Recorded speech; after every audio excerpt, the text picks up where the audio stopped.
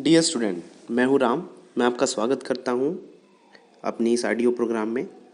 और देखिए, जैसे कि आप 11th क्लास के स्टूडेंट के लिए मैंने ये बनाया हुआ है। तो अगर आप 11th क्लास के स्टूडेंट हैं तो ऑब्वियसली अगर आपने अभी 10th के एग्ज़ाम नहीं दिए हैं बट आपके स्कूल्स में 11th के अकॉर्डिंग आप वेट कर रहे हैं एडमिशन के लिए, तो बिल्कुल भी निराश नहीं हो। सब चीज़ें मेंटेन होती हैं समय के साथ। अभी हम लोग जो 1 साल के लॉकडाउन की वजह से परेशान हुए हैं, मैं यहाँ पे सुनिश्चित कर दूँ आप लोगों को कि बेटा बिल्कुल परेशान नहीं होना है। रीज़न यहाँ पे बहुत सारे हैं क्यों ना परेशान हो। देखो, हम अपने एंसेस्टर्स को अगर हम समझना चाहें, एंसेस्टर का मतलब है जो हमसे पहले हमारे पूर्वज थे, लिविंग हम तो सभी हैं ही। तो उन्होंने कितना स्ट्रगल किया होगा। जंगलों में आग लग जाती थी, नंगे रहना पड़ता था, ठंड भी सताती थी, बीमारियां भी होती थी तो पता नहीं चलता था कि इसका मेडिसिन क्या है, कपड़े पहन नहीं सकते थे, घर होते नहीं थे पराया, तो बड़ी समस्याएं। फिर भी मिलियंस ऑफ द ईयर्स उस ह्यूमन ने स्ट्रगल किया। स्ट्रगल करने के बाद अपने आप में के लिए कंफर्ट जोन बनाया। और कंफर्ट जोन में समाज भी शामिल है, मतलब चारों तरफ के घर मोहल्ले ये सब चीज़ें हुई, सिटीज़ हुआ, मेट्रो सिटीज़ हुए आजकल। और अब हम इतने कंफर्ट जोन में जा चुके हैं कि अब हमारे सामने जो परेशानियां हैं हम उन्हें परेशानियां ज़्यादा समझ लेते हैं। ह्यूमन नेचर है परेशान होने का, तो लीव इट अबाउट। बट कुछ नहीं है, 1 साल हमारे लिए मिलियंस ऑफ द ईयर्स के स्ट्रगल से कहीं बहुत कम है। तो 1-2 साल अगर हमारी किसी वजह से प्रॉब्लम होती है तो बिल्कुल भी नर्वस ना हो। और हाँ, मैं आपकी मदद करूंगा आपके 11th की स्टडी के लिए फुल पैकेज के साथ, कि हम चैप्टर नंबर 1 से स्टार्ट करेंगे। और चैप्टर नंबर 1 के साथ जो स्टार्ट करेंगे वो द लिविंग वर्ड, जैसे कि आप जानते हैं चैप्टर नंबर है, ये पहला नेम है इसका। तो बिल्कुल घबराना नहीं है, आप लोग एकदम विजुलाइज करोगे। जो मैं बोलूँगा चीज़ें आपके चारों तरफ ही हैं, बस हमें थोड़ा सा रिलेट करना बाकी है। मतलब जो हम, अरे क्या बात कर रहे हैं सर, कि जो हम चैप्टर में पढ़ेंगे वो हमारे चारों तरफ है। हाँ ऑब्वियसली बेटा चारों तरफ है। और वो चारों तरफ की चीज़ें जो अगर हम अपने आप में रिलेट करने लग जाएं तो हमारे लिए चैप्टर बन जाएगा। अच्छा, जब ये चीज़ हमारे माइंड में आ गई तो आप ध्यान से सुने। देखो, द लिविंग वर्ड में पहली जो हेडिंग है वो है इंट्रोडक्शन। इंट्रोडक्शन कहीं हेडिंग लिखी नहीं होती, but in my every lecture, जो भी मैं लेक्चर पढ़ाता हूँ उसमें इंट्रोडक्शन पहले मैं इसलिए रखता हूँ कि ये जरूरी है। तो लिविंग वर्ड, लिविंग जैसे कि नाम से लग रहा है, लिविंग मतलब जितने भी लिविंग और नॉन लिविंग में हम डिफरेंस कर पाते हैं। अगर हम अपने रूम में बैठे हैं तो मच्छर दिखेगा, छिपकली दिखेगा, चारों बाहर जाएंगे चारों तरफ अगर हम सराउंडिंग में देखें तो बहुत सारे different plants, animals, non flowering plant, flowering plant etcetera, बहुत सारी चीज़ें देखने को मिलेंगी। ये सभी लिविंग सी तो हैं, ये सभी लिविंग सी तो हैं। हमें जरा सी भी देर नहीं लगती लिविंग और नॉन लिविंग को डिफाइन करने में। भले ही हम उसको एक्सप्लेन ना कर पाएं तो एक्सप्लेन आप कर पाएंगे। अभी जो मैं बताऊंगा उन बेसिस पे आप कर पाएंगे एक्सप्लेन। तो चारों तरफ जो है लिविंग की एक दुनिया है। और उन लिविंग्स में अगर हम किसी भी ऑर्गेनिज्म के ग्रुप की पॉपुलेशन की बात करें, ऑर्गेनिज्म के ग्रुप की पॉपुलेशन मतलब कोई भी, जैसे कि मच्छर है तो उनकी अपनी पॉपुलेशन है, और छिपकली है तो उनकी अपनी पॉपुलेशन है, गोट्स हैं तो उनकी अपनी पॉपुलेशन है। क्या सारी पॉपुलेशन एक ही घर में रहती है, एक ही जगह पे रहती है, एक ही जंगल में रहती है? नहीं, इनकी पॉपुलेशन पूरी दुनिया में डिस्ट्रीब्यूटेड है। तो हम कह सकते हैं कंप्लीट कम्युनिटी जो इनकी है उनमें पॉपुलेशन का जितना भी मेंबर है, मेंबर का मतलब एक मच्छर एक मेंबर हो गया, एक चूहा एक मेंबर हो गया। तो ऐसे उन मेंबर्स के बीच में लड़ाई झगड़े होते भी हैं और कभी कभी नहीं भी होते। इनके बीच में लड़ाई झगड़े, या जिसको हम कन्फ्लिक्ट कह सकते हैं, पारस्परिक जो विरोध है ना, कन्फ्लिक्ट वो भी रहेगा, साथ साथ में कॉपरेशन भी रहेगा। कभी कभी हमने देखा होगा एक कौवा जो होता है दूसरे कौवे के साथ बैठा हुआ है और वो शेयर कर रहे होते हैं खाने को। कभी कभी खाते खाते वो लड़ भी जाते हैं, but in spite of this, ऐसा नहीं कि उनको एक दूसरे को किल करना चाहते हैं, बट वो आपस में म्यूचुअल अंडरस्टैंडिंग उनकी बन जाती है, फिर बाद में फिर शेयर करने लगते हैं फूड को। तो इट इज़ मेसिन, ऐसा देखा जा सकता है। तो ये लाइफ का प्रॉपर्टी है कि उनके बीच में, लिविंग ऑर्गेनिजम्स के मेंबर्स जो हैं उनके बीच में कॉन्फ्लिक्ट भी होगा और कोऑपरेशन भी होगा। फिर आगे बढ़ते हैं। हमारे सामने दो समस्याएं हैं कि ये जो सेल के अंदर बहुत सारे मॉलिक्यूल्स इधर से उधर दौड़ रहे हैं, घूम रहे हैं। जैसे आपने अगर थोड़ी देर पहले समझने की कोशिश की हो कि आप जब बैठे थे तब आपके माइंड की स्थिति ये थी कि आप कुछ और सोच रहे थे, लेकिन अभी जो आपके अंदर है वो आप मेरी बात को ध्यान से सुन रहे हो। तो जब आप सुन रहे हो तो आपके ईयर में, कान में जो वाइब्रेशन हो रहा है उसको आपका ब्रेन समझ रहा है, और समझने के साथ साथ वो पुरानी जो वर्ड्स हैं उनसे समझ रहा है। जैसे कि मैंने अभी अगर थोड़ी देर के लिए सेल कहूँ तो सेल आपने पहले भी सुना है, और इन जो आपका ब्रेन है वो पहले की सेल की इंफॉर्मेशन के साथ उसको रिलेट कर रहा है और समझ रहा है। कितना जबरदस्त फीचर है लिविंग का कि वो अपने लर्निंग के साथ साथ चीज़ों को रिवाइज कर लेता है। तो जैसे हमने कहा सेल के अंदर बहुत सारे मॉलिक्यूल्स क्या करते रहते हैं, मूवमेंट करते रहते हैं। तो इस मूवमेंट में क्या एक मॉलिक्यूल है, मिलियंस ऑफ द मॉलिक्यूल्स हैं, यहाँ पे थाउजेंड्स ऑफ द मॉलिक्यूल्स हैं, और ये कंटिन्यूअस चल रहे हैं। इट इज़ ए ट्रैफिक, ये पूरा ट्रैफिक है। क्यों ट्रैफिक है? ताकि सेल मर नहीं जाए। सेल क्यों ना मरना चाहती है? क्योंकि सेल ग्रुप में है और ग्रुप के सारे मेंबर्स में एक मेंटेनेंस बनाना है। क्यों मेंटेनेंस बनाना है?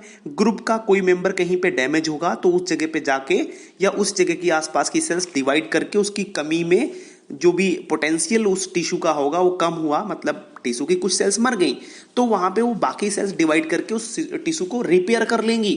This repair and the management function, ऐसी कॉपरेशन सेल के अंदर भी होती है। हाँ भाई होती है। तो लाइफ है क्या आखिर, करना क्या चाहती है? ये मजाक नहीं हो रहा यार कि एक सेल मर गई बाकी सेल्स ने डिवाइड करके उसकी कमी पूरी कर ली। 10 सेल्स मर गई तो 10 सेल्स की भी कमी पूरी हो गई। बॉडी को ग्रोथ करना है तो पता लगा सेल्स ग्रो करने लग गई। डिवीजन करते करते लेंथ बढ़ रही है, हाइट बढ़ रही है, मसल्स बढ़ रहे हैं, बॉडी ग्रो कर रहा है। व्हाट इट मीन, लाइफ चाहती क्या अपने आप में? लाइफ बॉडी को हर हाल में मेंटेन करना चाहती है। क्यों मेंटेन करना चाहती है? क्योंकि इन्वायरमेंट के इफेक्ट के कारण बॉडी में धीरे धीरे डैमेजेस आते चले जाते हैं, उसकी फंक्शनिंग लूज होती चली जाती है समय के साथ, एज के साथ, तो उसको मेंटेन करना है। Wow, it is the advantageous feature of the life. अरे लाइफ एडवांटेजियस होती ही है।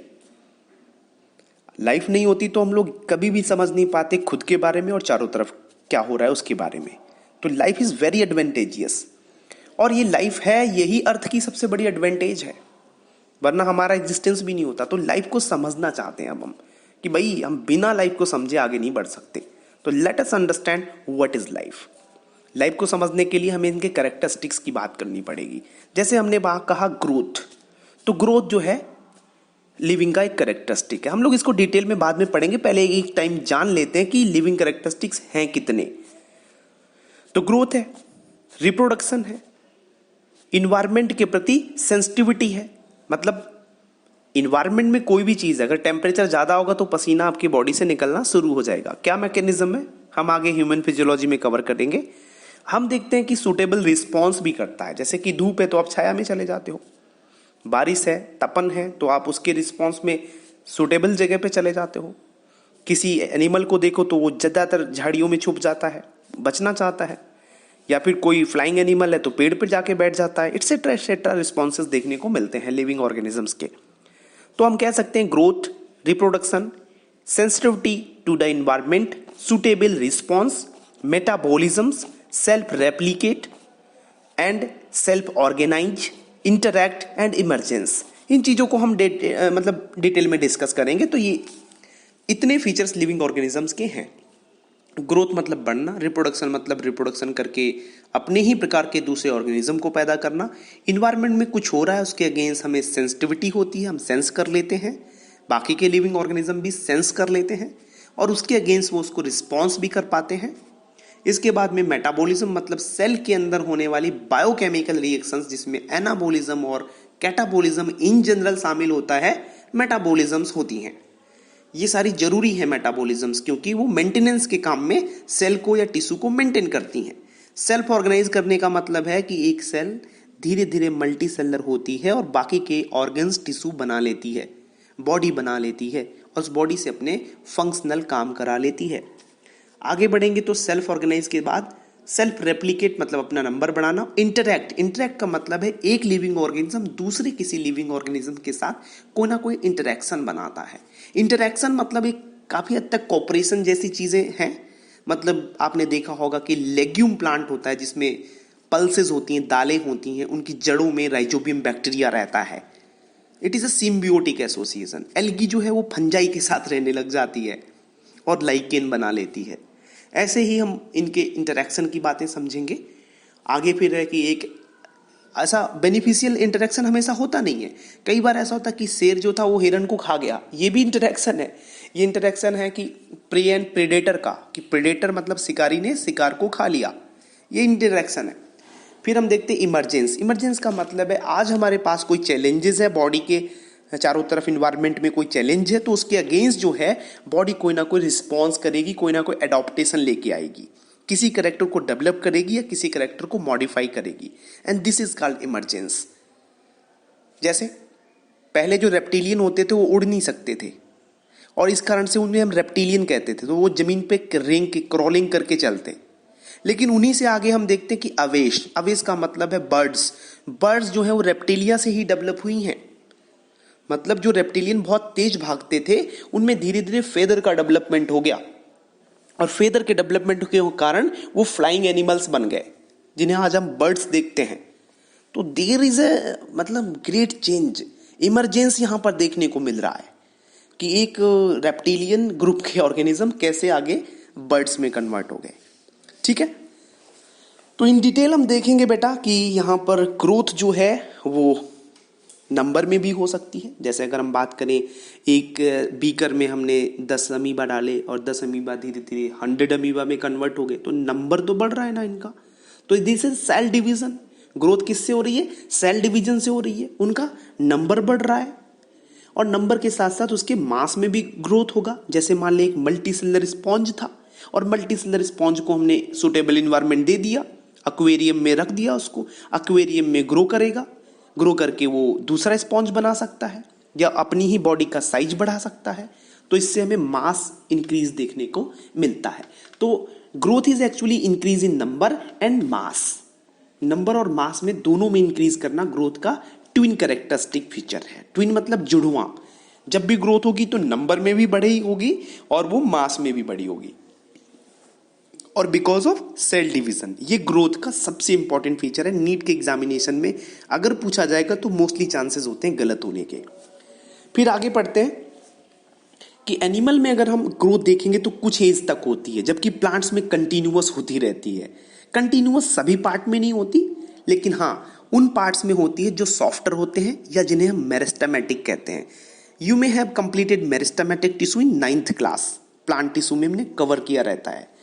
आगे बढ़ते हैं बेटा कि इनविट्रो। इनविट्रो का मतलब हो गया टेस्ट ट्यूब में या किसी बीकर में हम किसी सेल्स को, जो यूनिसेलर है, अमीबा हो सकता है, बैक्टीरिया भी हो सकता है, ठीक है ना, उनको जब हम सुटेबल इन्वायरमेंट दे देंगे, न्यूट्रिशन दे देंगे, तो वो डिवाइड कर जाते हैं। डिवाइड कर जाते हैं इट मीन्स कि उसमें इनविट्रो ग्रोथ हो जाती है। और जब इनविट्रो ग्रोथ हो जाती है तो हम उनको काउंट कर सकते हैं। उनका नंबर किसी ना किसी वे में हम उसे काउंट कर पाते हैं। There are many techniques we will discuss. ठीक है, तो यहां पर हम देखते हैं कि ग्रोथ जो है वो नंबर और मास में होती है। फिर हम देखते हैं कि आगे चल के नॉन लिविंग ऑर्गेनिजम्स हैं, उनका भी साइज बढ़ जाता है, मास बढ़ जाता है धीरे धीरे। मिट्टी के टीले बढ़ जाते हैं। रेगिस्तान की बात करें तो वहां पे एक टीला सुबह देखा छोटा था, लेकिन धीरे धीरे हम शाम तक दोपहर तक पहुंचते तो टीला बड़ा हो गया। कुछ समय के बाद देखते हैं कि टीला जब बड़ा हो गया तो हम इसे ग्रोथ कहना चाहेंगे, बट ये ग्रोथ एक्चुअली है but because of accumulation of material, not because of cell division, and it is not intrinsic property. देखो यहीं पे मैंने कई चीजें बोल दी, तो गौर करना कि नॉन लिविंग में ग्रोथ जो हो रही है वो because of accumulation of material हो रही है, and it is called not because of cell division. इस सेल डिवीजन की वजह से नहीं हुई है, ऐसा कहते हैं। It is extrinsic growth. तो ये इनसाइड से ग्रोथ नहीं हो रही बॉडी की, और ये अक्यूमुलेशन है। चलो फिर भी ग्रोथ तो हो रही है, तो फीचर होना चाहिए लिविंग का। अरे भाई, तो देखो कुछ समय के बाद हम देख कर आते हैं कि तुम चुप करो, अगली बार देख के नहीं आना। जब अगली बार वो देखने आता तो वही टीला, बड़ा सा टीला कम हो गया। तो it is another feature. Growth non living में जो हो रही है, पहली बात तो ग्रोथ नहीं है, इंस्टेंसिक ग्रोथ नहीं है, सेल डिवीजन से नहीं हो रही। और दूसरी बात एक और देखने को मिली, it is reversible growth. Non living में जो ग्रोथ हुई वो रिवर्सिबल है, और पता लगा एक प्लांट जो है लिविंग है उसकी ग्रोथ हो गई। क्या वो छोटा हो सकता है? हो सकता है। अरे आप छोटे हो सकते हो? नहीं हो सकते हो। इट मींस लिविंग में जो ग्रोथ हो रही है इट इज नॉन रिवर्सिबल। तेरा जबरदस्त, मतलब क्या बताएं कि हम जब समझना चाहते हैं तो काफी पैरामीटर्स निकल के बाहर आते हैं, उन्हें ध्यान रखना चाहिए। थिंकिंग एबिलिटी को डेवलप करना है, बहुत आसानी से क्वेश्चन होंगे, ज़्यादा पढ़ना नहीं पड़ेगा और सटीक आंसर्स होंगे इसमें। तो इस प्रकार से हम देखते हैं कि ग्रोथ जो है वो लिविंग में भी होती है और नॉन लिविंग में भी होती है, भले ही उसमें बिकॉज ऑफ एनी रीज़न। तो हम यहाँ पे ग्रोथ में देखेंगे कि एनिमल में एक स्टेज तक ग्रोथ होती रहती है, बाद में नहीं होती है। हालांकि रिपेयरमेंट का प्रोसेस फिर भी चालू रहता है। मतलब एनिमल में जो ग्रोथ है वो एक स्टेज तक होती है, लंबाई जो है एक एज तक बढ़ती है, या उसकी जो बॉडी डेवलपमेंट है एक एज तक होता है, उसके बाद कम हो जाता है या नहीं होता। लेकिन बॉडी के कुछ रिपेयरमेंट सिस्टम्स, जैसे कि स्किन में कट लग गया, मसल कोई डैमेज हो गई, तो वहाँ पे रिपेयरमेंट चलता रहता है। तो रिपेयरमेंट कैसे होगा? अभी अभी हमने देखा सेल से ही होता है, सेल डिवीजन से होता है। तो वहाँ भी ग्रोथ हो रही है, बट इनिशियल जो ग्रोथ हम कहेंगे, बॉडी बढ़ने को कहेंगे, वो हमें ऑब्जर्व नहीं होती। तो ऑब्जर्वेबल जो ऑब्जर्व्ड ग्रोथ है वो एनिमल में एक ही समय तक होती है। इस कारण से हम ग्रोथ को, यहाँ पे ग्रोथ कई जगह पे फंसता नजर आ रहा है, बड़े लूप होल्स हैं ग्रोथ में। तो इसलिए हम इसको नॉन डिफाइनिंग प्रॉपर्टी कहते हैं कि it is not defining property. So growth is not defining property. ठीक है, अब हम देखते हैं रिप्रोडक्शन। तो इसके बाद हम रिप्रोडक्शन को कवर करेंगे। हम इतनी ही चीज को दोबारा से सुनेंगे, समझेंगे, जो डाउट होगा पूछेंगे।